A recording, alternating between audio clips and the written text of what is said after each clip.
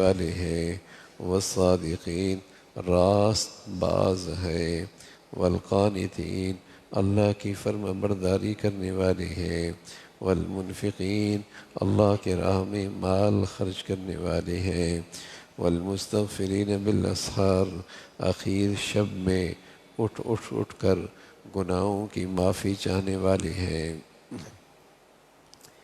جنت کن لوگوں کے لیے ہے؟ اور اللہ تعالیٰ نے کن لوگوں کے لیے وہ نعمتیں جو دنیا سے بدرجہ بہتر ہیں، کیفیت کے لحاظ سے بھی، معیار، کمیت کے لحاظ سے بھی، مقدار، اور اس میں پائیداری، والآخرۃ خیر و ابقیٰ، آخرت اور اس کی نعمتوں کی خوبی یہ ہے کہ وہ بڑھیا بھی ہے اور پائیدار بھی ہے، وہ بڑھیا بھی ہے اور پائیدار بھی ہے۔ تو یہ کن لوگوں کے لیے ہے؟ تو ان لوگوں کی جنت کا اور اہل جنت کا تذکرہ ہے، اور ان کی صفات کا تذکرہ ہے کہ ایک صفت تو یہی ہے کہ وہ ہمیشہ اللہ تعالیٰ سے یوں کہتے ہیں اور اس انداز سے مناجات کرتے ہیں کہ اللہ ہم آپ سے معافی کی طلبگار ہیں، ہم ایمان تو لے آئے، اعمال میں کوتاہی ہے، ہم اس کا اقرار کرتے ہیں، اے اللہ ہمیں آپ معاف فرما دیجئے۔ اور ان کی خوبیوں میں یہ ہے کہ وہ صبر کرنے والے ہیں۔ صبر کہتے ہیں ضبط نفس، اپنے نفس کو قابو کرنا۔ کوئی آدمی دنیا سے چلا جائے تو وہاں بھی آدمی اپنے نفس کو قابو کر لیتا ہے، جزا فضا نہیں کرتا۔ کوئی آزمائش اور تکلیف آ جائے تو وہاں بھی آدمی اپنے نفس کو قابو کرتا ہے، ناشکری اور اللہ کے شکوے شکایت نہیں کرتا۔ تو ضبط نفس یہ بھی ہے کہ ناجائز خواہشات، حرام چاہتیں موجود ہوتی ہیں، اپنے نفس کو قابو کرتا ہے کہ اللہ کے حدود سے تجاوز نہ کرے، اللہ تعالیٰ کے حدود سے نکلے نہیں۔ تو صبر کا تعلق ہر چیز سے ہے، بلکہ آپ یوں کہیں کہ ضبط نفس یعنی اللہ کی ہر اس حد پہ رک جانا جس کے بعد اللہ ناراض ہوتے ہیں۔ تو فرمایا جنت والوں کی خوبیاں ہیں، وہ صبر کرنے والے ہوتے ہیں اور راست باز ہوتے ہیں، کردار کے بھی سچے ہوتے ہیں اور بات کے بھی سچے ہوتے ہیں، عمل کے بھی سچے ہوتے ہیں اور بات کے بھی سچے ہوتے ہیں، عقیدے کے بھی سچے ہوتے ہیں، اور ساتھ ساتھ اپنے افعال سے بھی سچائی کا مظاہرہ کرتے ہیں، وہ راست باز ہوتے ہیں۔ یہ جنتیوں کی خوبیوں کا ذکر ہے۔ اور والقانتین وہ اللہ کے سامنے جھکنے والے ہوتے ہیں، اور وہ اللہ کے راہ میں مال خرچ کرنے والے ہوتے ہیں۔ اور جنتیوں کی ایک خوبی یہ ہے کہ والمستغفرین بالاسحار، وہ اخیر شب میں اٹھ کے گناہوں کی معافی چاہنے والے ہوتے ہیں۔ جس خوش نصیب آدمی کو رات کے آخری حصے میں اللہ کے سامنے بیٹھ کر توبہ اور استغفار کی سعادت ملے، تو قرآن نے یہ علامت بتائی کہ یہ جنتی ہے۔ جنتیوں کی ایک خوبی یہ بھی ہے، والمستغفرین بالاسحار کانوا قلیلا من اللیل ما یہجعون وبالاسحار هم یستغفرون۔ سحری کے وقت وہ اللہ تعالیٰ سے معافیاں مانگتے ہیں۔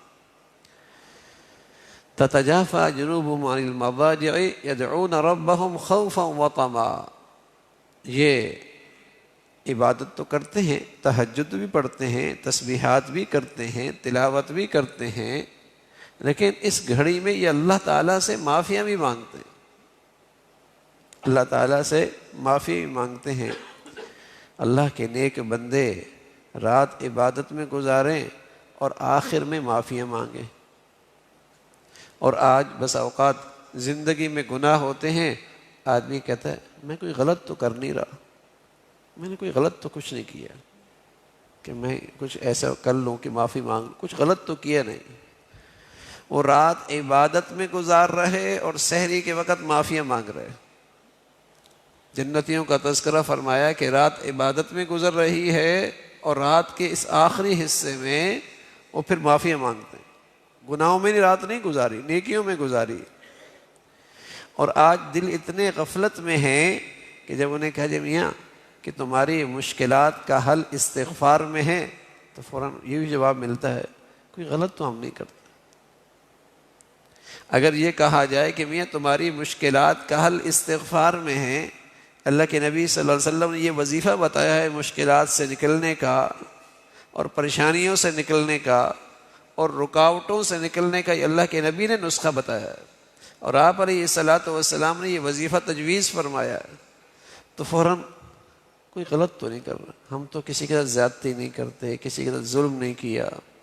یعنی ان کے ہاں آج گناہوں کی فہرست دو چند گناہ رہ گئے، باقی سارے معاشرے سوسائٹی نے اس کے لیے گناہ حلال کر دیے.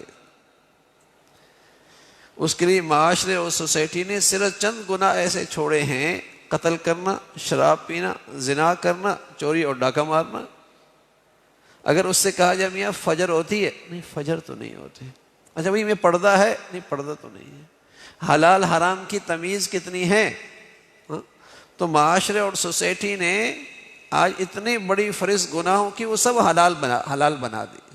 دو چند گناہ ہیں جسے آج سوسائٹی برا سمجھتی ہے تو یہ اس کی نظر میں بھی برے ہیں اور وہ واقعی گناہ ہیں.